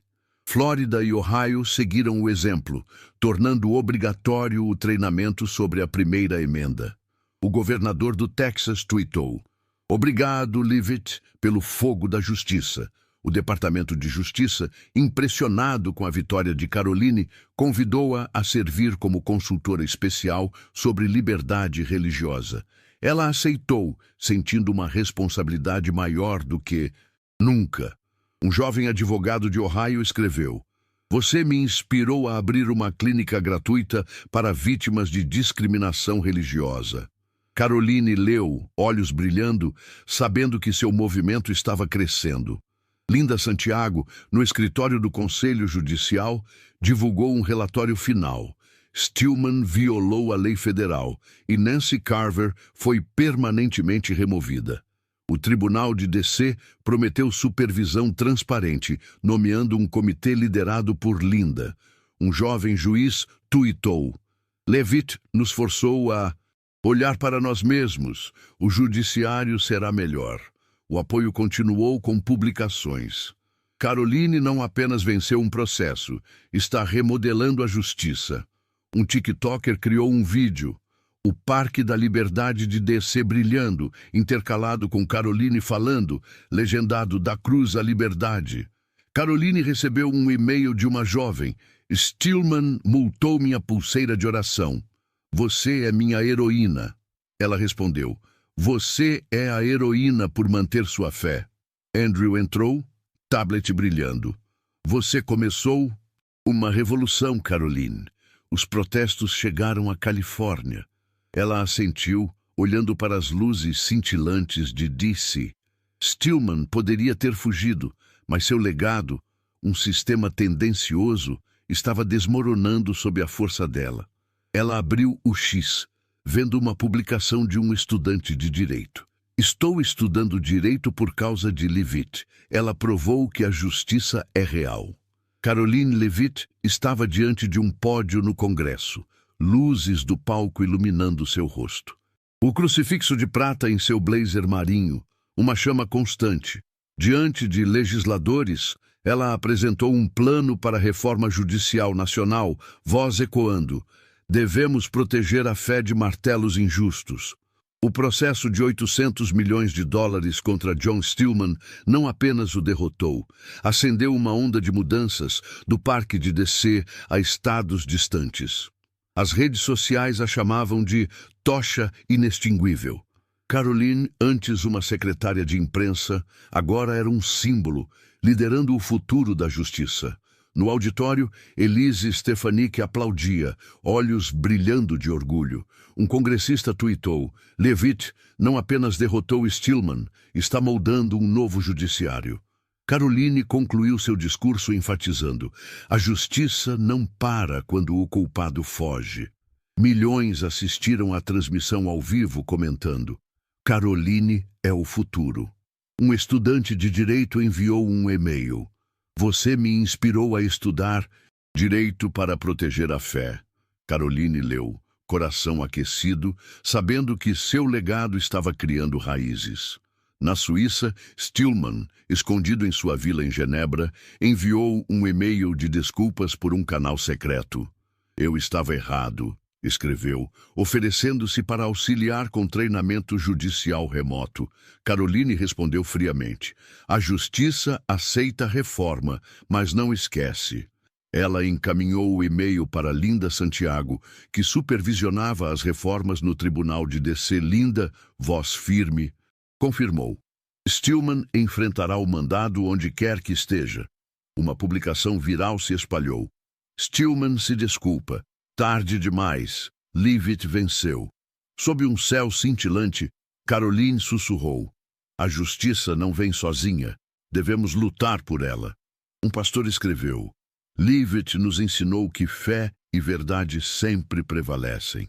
Ela olhou sobre a cidade, coração transbordando de resolução. Stillman poderia correr, mas seu legado, um sistema judicial mais justo, perduraria.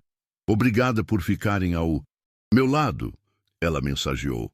A publicação viralizou, encerrando um capítulo, mas abrindo um futuro onde Caroline liderava, inabalável. A história de Caroline Leavitt contra o juiz Stillman reflete tensões reais na sociedade americana contemporânea, especialmente em torno da liberdade religiosa, do viés judicial e do poder das mídias sociais na formação da opinião pública. A jornada de Caroline, de uma multa de $500 por usar um crucifixo a um processo de 800 milhões que desencadeou reforma judicial, demonstra como indivíduos determinados podem confrontar sistemas injustos com persistência estratégica. O arquivo negro de Stillman, revelando 250 casos de multas por símbolos religiosos, espelha disputas reais sobre discriminação religiosa em espaços públicos, como processos sobre símbolos cristãos banidos em escolas ou tribunais. O uso de redes sociais por Caroline para amplificar seu caso, alcançando milhões com a hashtag Juiz no Tribunal, reflete o papel das mídias sociais na formação da opinião pública americana atual, semelhante a movimentos como Me Too ou Black Lives Matter. A fuga de Stillman e as reformas subsequentes em estados como Texas, Flórida e Ohio sugerem que pressão pública e legal pode forçar mudanças sistêmicas, similar às reformas após escândalos judiciais recentes. A lição fundamental é que, na sociedade americana, onde liberdades individuais são defendidas, qualquer pessoa pode impulsionar mudanças alavancando a lei, a mídia e a comunidade. O que achou desta história? Deixe seu comentário e não se esqueça de curtir para continuarmos contando histórias impactantes como esta. Obrigado e até a próxima.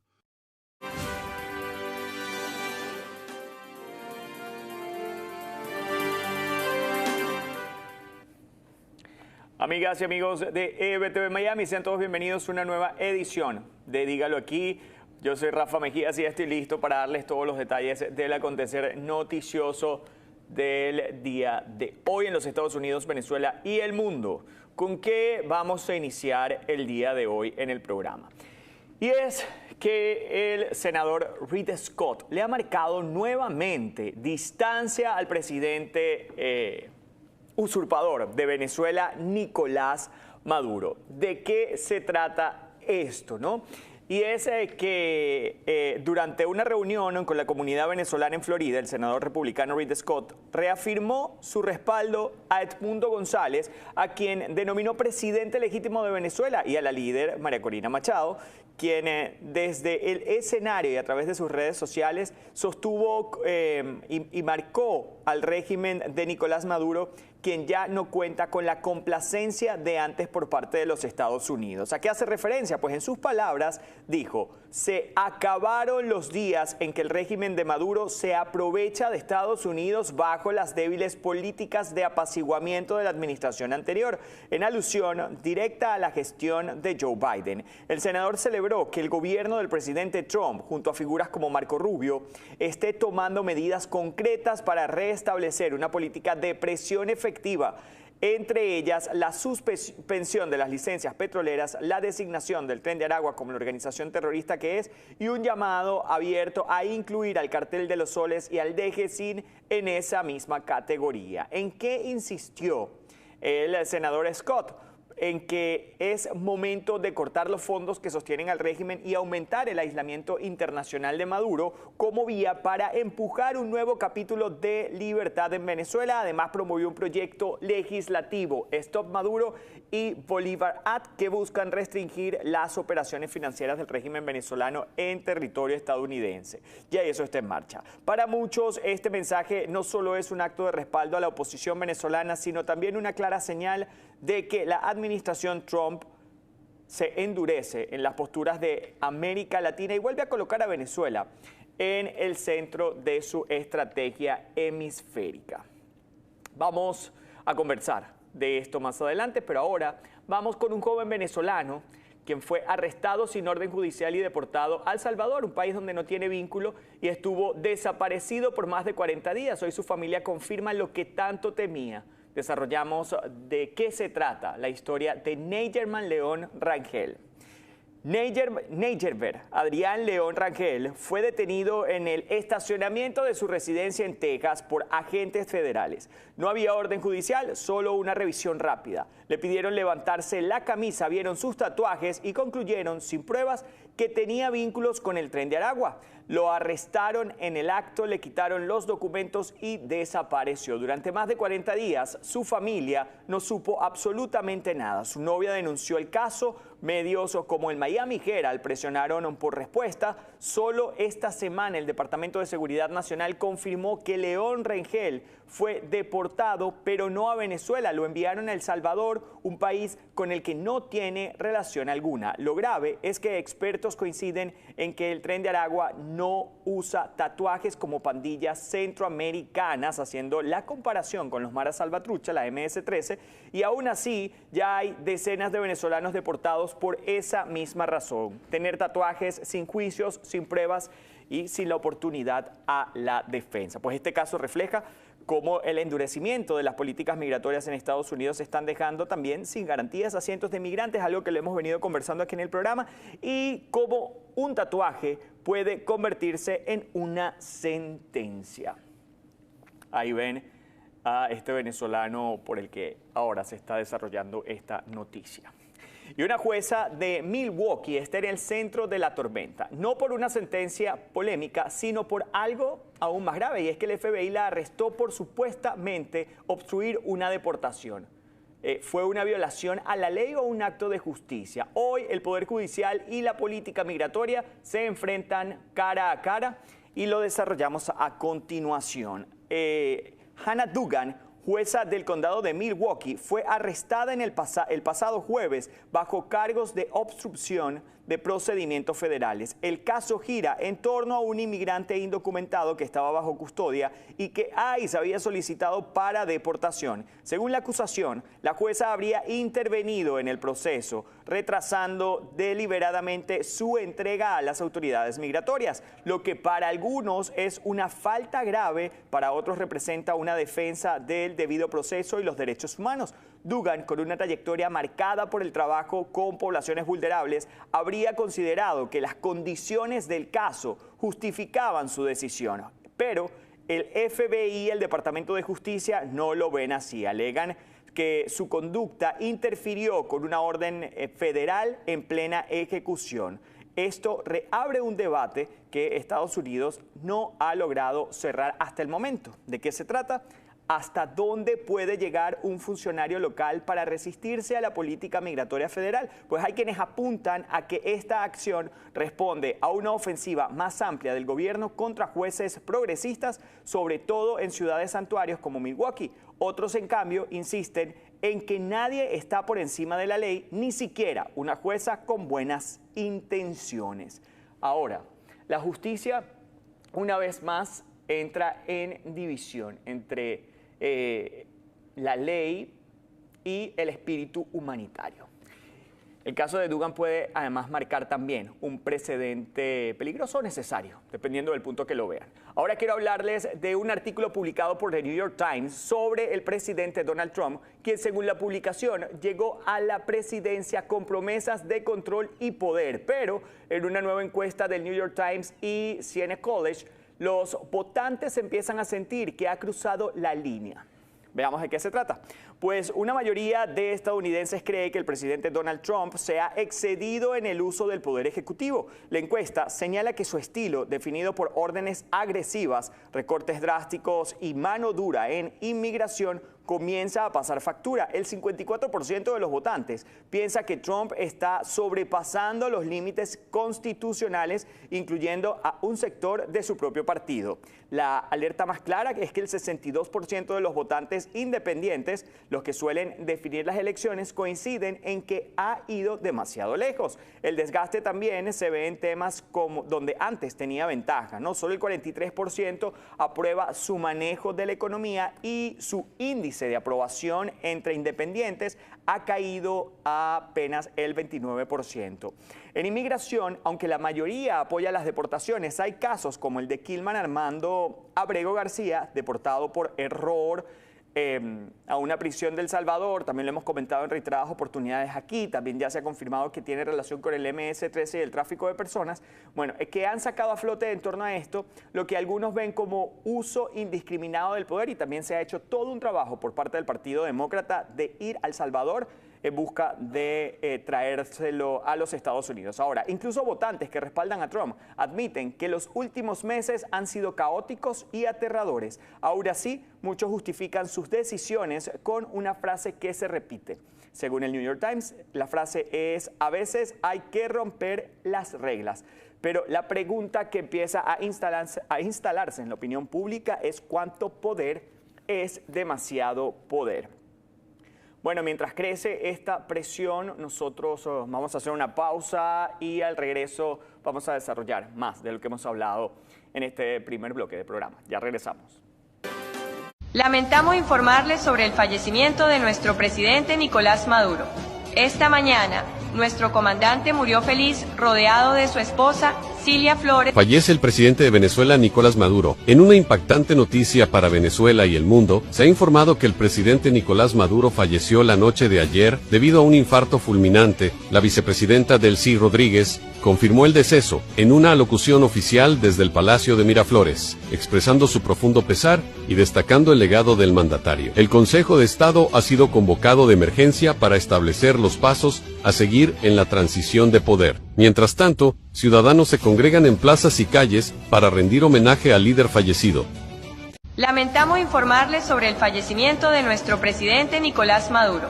Esta mañana, nuestro comandante murió feliz rodeado de su esposa, Cilia Flores. Fallece el presidente de Venezuela, Nicolás Maduro. En una impactante noticia para Venezuela y el mundo, se ha informado que el presidente Nicolás Maduro falleció la noche de ayer debido a un infarto fulminante. La vicepresidenta Delcy Rodríguez confirmó el deceso en una alocución oficial desde el Palacio de Miraflores, expresando su profundo pesar y destacando el legado del mandatario. El Consejo de Estado ha sido convocado de emergencia para establecer los pasos a seguir en la transición de poder. Mientras tanto, ciudadanos se congregan en plazas y calles para rendir homenaje al líder fallecido.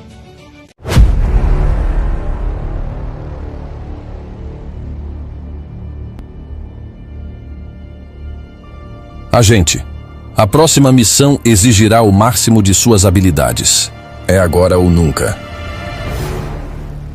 Recebemos informações sobre a cúpula. Os alvos já estão no seu registro. Cada alvo deve ser enfrentado com extrema cautela. A cúpula possui diversos infiltrados e aliados secretos. Tome bastante cuidado. O inimigo está prestes a causar o caos. E só você pode mudar o rumo da história. Prepare-se, agente. Não será nem um pouco fácil, mas contamos com você. Boa sorte, agente. Entra governo, sai governo, uma coisa é certa, haverá alguma farra no INSS. Na de hoje, que levou à queda do seu presidente, entidades descontavam de aposentados contribuições não autorizadas por eles. Um esquema que pode chegar a desvios de bilhões de reais. Os cálculos aí são de 8 bilhões de reais. Na busca pela popularidade perdida e 2 semanas após o ministro das Comunicações cair denunciado por corrupção, o governo saiu a campo para tentar faturar politicamente em cima da operação. Mas todos os elos políticos, até agora, apontam para um esquema de muitos donos e muitas mãos, a começar pelas entidades envolvidas, algumas delas ligadas ao PT e ao Centrão, passando por um dos sindicatos-alvo da Polícia Federal, que tem como vice-presidente o irmão do presidente Lula, passando também pelo Congresso Nacional, que restringiu e eliminou medidas saneadoras do INSS, e passando também pelo alto ao baixo escalão do INSS, que avalizou e participou do esquema. Definitivamente, não dá para o governo tentar faturar nessa operação. Lula e Trump descobriram uma coisa em comum: não gostam de presidente de Banco Central. Lula passou um bom pedaço do seu atual mandato chamando o presidente do Banco Central, no mínimo, de sabotador. Foi o que Donald Trump descobriu agora, que o presidente do Federal Reserve, o Banco Central americano, e nas palavras de Trump, é um sujeito que age contra a população do país. Mais ou menos o que Lula dizia de Roberto Campos Neto, quando esse era o condutor da política monetária brasileira. O motivo para os xingamentos dos dois presidentes em relação aos bancos centrais é idêntico. É o impacto político dos juros altos, impacto político entendido como impacto na popularidade de cada um. Da mesma maneira que Lula, também Trump acha que juros altos são resultado de má vontade ou más intenções de gente desvinculada do dia a dia das pessoas e que sequer foram vencedores de qualquer eleição. Nem Trump, nem Lula concedem em público qualquer benefício da dúvida em relação às próprias políticas. Quer dizer, o quanto das decisões que ambos tomam tem impacto nas taxas de juros. No caso de Trump, o Fed vinha descendo os juros lá nos Estados Unidos até o presidente americano lançar uma guerra comercial e protecionista contra o mundo inteiro, numa intensidade como não se via há quase um século, criando uma atmosfera de incerteza, dúvidas e expectativas de mais inflação. E criando para o Banco Central de lá um dilema. Se baixa os juros, facilita a inflação. Se não baixa os juros, facilita a recessão. Trump disse que, se quiser, ele põe o presidente do Banco Central para fora do cargo rapidamente, algo que a Suprema Corte americana terá de decidir. Esta é a grande diferença entre Trump e Lula. Aqui o STF reconheceu, pelo menos, a autonomia do Banco Central. Governar é, sobretudo, administrar um orçamento, põe dinheiro aqui, tira dali.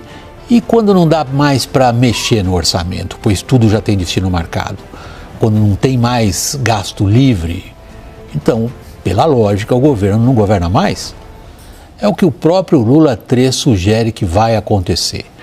Nas estimativas que enviou ao Congresso sobre as contas públicas, o governo diz que daqui 3 anos não tem mais despesas livres.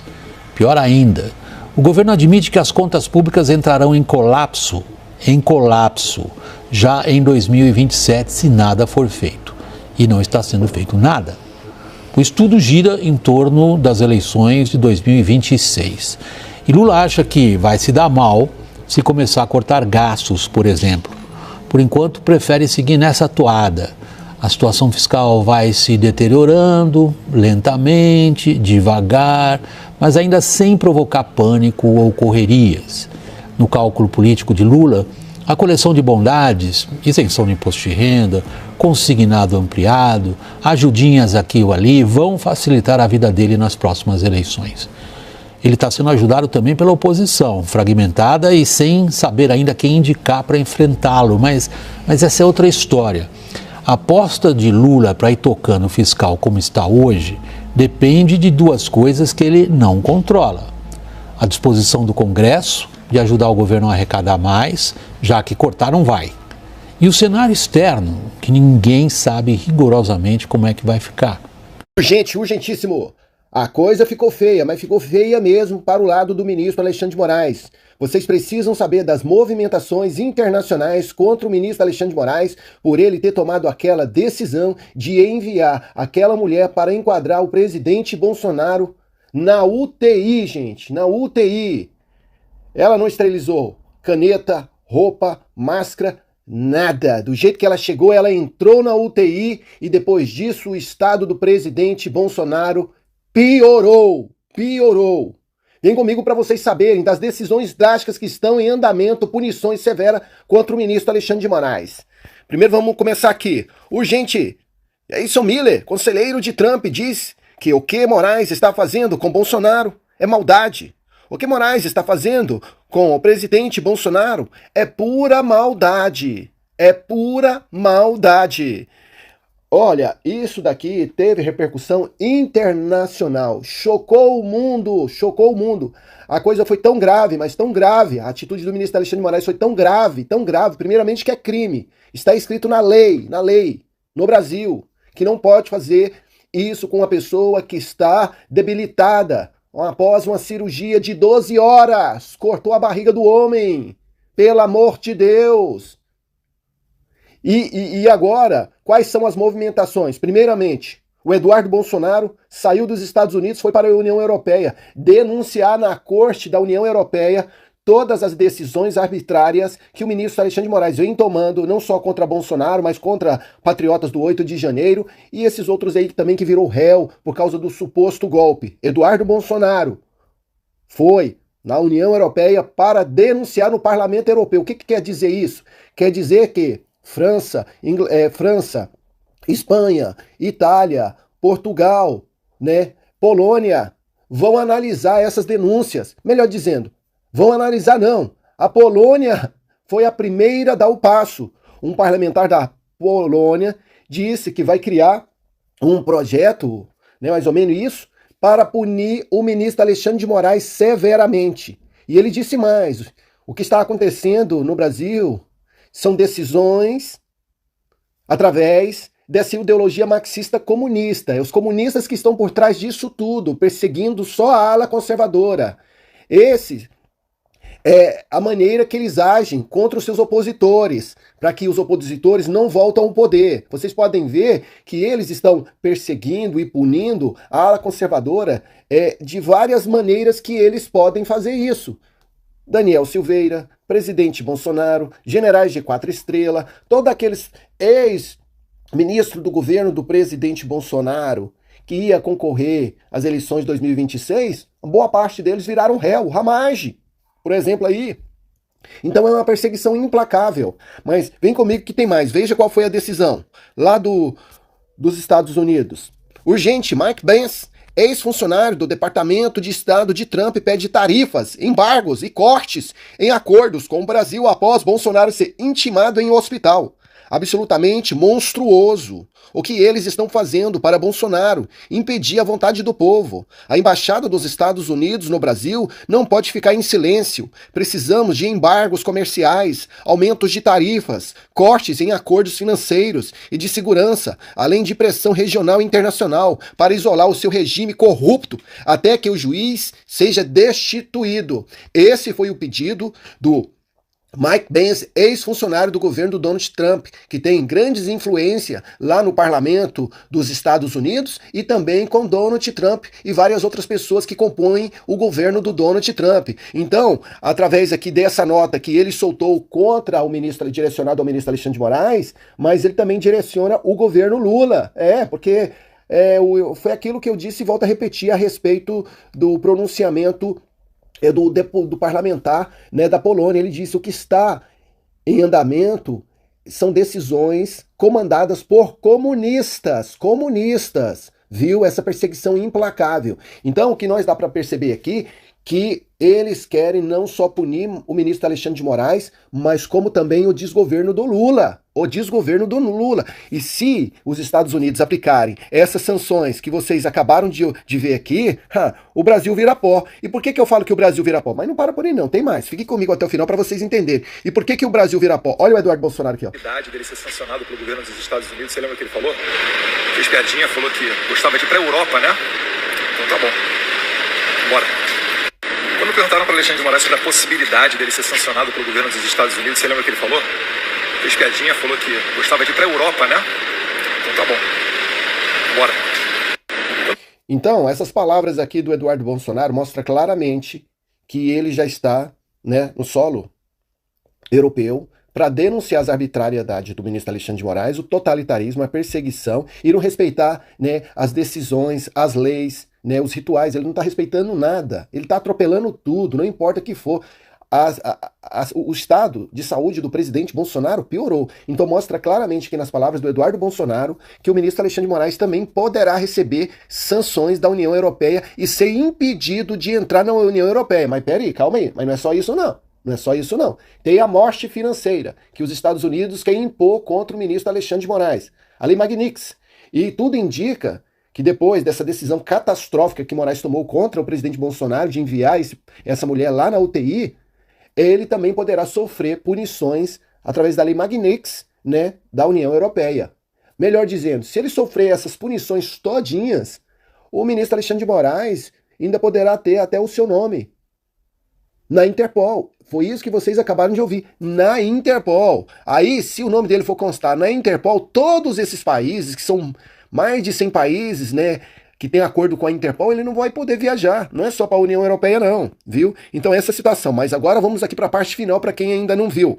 Urgente, deputado Dominique, do Parlamento Europeu, propõe sanção a Moraes após intimação contra Bolsonaro. A União Europeia precisa agir agora. Vou propor um projeto para estabelecer sanções a Moraes aqui na Europa. Ele não falou a Polônia, não. Ele é do Parlamento da Polônia. Ele falou União Europeia. Sanções contra o ministro Alexandre de Moraes. Então, o que dá para a gente perceber aqui é que cada dia que passa, com as decisões do ministro Alexandre de Moraes, ele está prejudicando ele mesmo, porque vocês podem ter certeza que vai vir as retaliações, pode demorar um pouquinho, mas isso faz parte do processo tanto da União Europeia como dos Estados Unidos. Para uma pessoa ser julgada, passa por um processo, por um ritual, segue as leis, não é como o ministro Alexandre de Moraes, que atropela tudo, tá? E esse homem aqui falou com sangue nos olhos. Ele falou com sangue nos olhos. Eu vou colocar aqui de novo o vídeo dele para quem não viu, e preste bastante atenção, mesmo se você viu, preste bastante atenção de novo na fala desse homem. Olha o tanto que esse homem está com raiva das decisões do ministro Alexandre de Moraes. E lembrando que é a primeira vez que eu estou vendo um parlamentar da Polônia falar contra o ministro Alexandre de Moraes dessa forma, porque isso trouxe indignação. O vídeo da mulher ter visitado o presidente Bolsonaro para ele assinar aquele papel viralizou na União Europeia, viralizou nos Estados Unidos. Supreme Court judge Alexander recorded this message is because I just saw a video of President Bolsonaro in the hospital visited by the official court officer. This is unacceptable.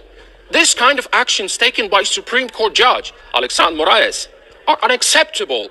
This is why I decided to react. Actions taken by Supreme Court Judge Moraes are unacceptable. This is why European Union needs to take action now. This is why I want to inform you that officially I will propose my draft resolution to put Moraes on sanctions here in European Union. To record this message is because I just saw a video of President Bolsonaro in the hospital visited by the official court officer. This is unacceptable. This kind of actions taken by Supreme Court Judge Alexandre Moraes are unacceptable. This is why I decided to react. Actions taken by Supreme Court Judge Moraes are unacceptable. This is why European Union needs to take action now. This is why I want to inform you that officially I will propose my draft resolution to put Moraes on sanctions here in European Union. To record this message is because I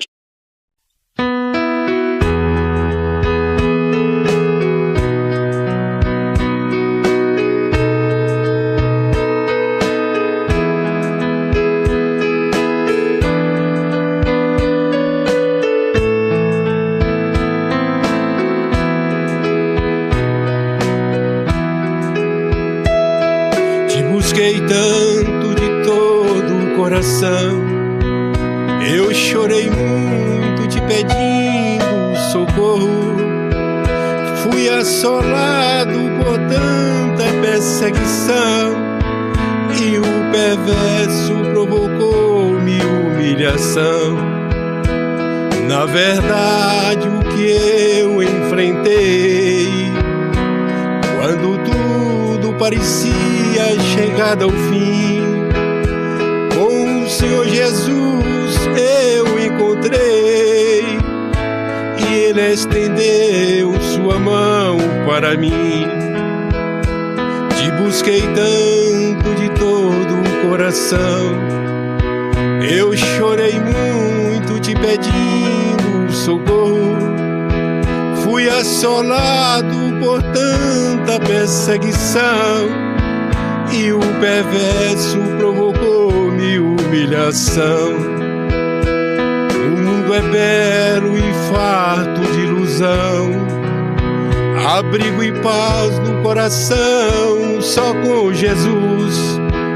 Tenho um motivo de explicar minha emoção. Maravilhoso é pertencer a Jesus. Te busquei tanto de todo o coração, eu chorei muito te pedindo socorro. Fui assolado por tanta perseguição e o perverso provocou-me humilhação.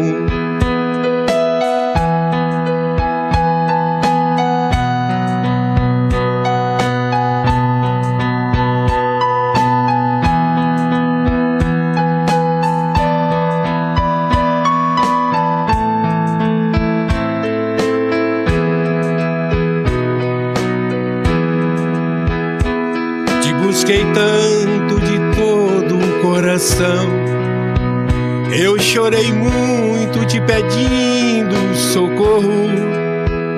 Fui assolado por tanta perseguição e o perverso provocou-me humilhação. Sou um justo justificado em Jesus, sendo a razão do grande livramento. Feliz estou, me alegro em sua luz, com a certeza que em meu pensamento está. Te busquei tanto de todo o coração, eu chorei muito te pedindo socorro.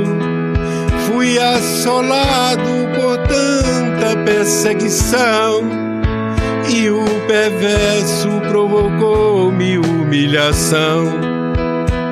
Mas o Senhor é o meu Pai celestial, sendo o único grande legislador, que pode salvar e destruir todo o mal, com o fogo santo do Consolador. Te busquei tanto de todo o coração. Eu chorei muito te pedindo socorro. Fui assolado por tanta perseguição, e o perverso provocou-me humilhação. Mas o Senhor é o meu Pai celestial, sendo o único grande legislador, que pode salvar e destruir todo o mal, com o fogo santo do Consolador.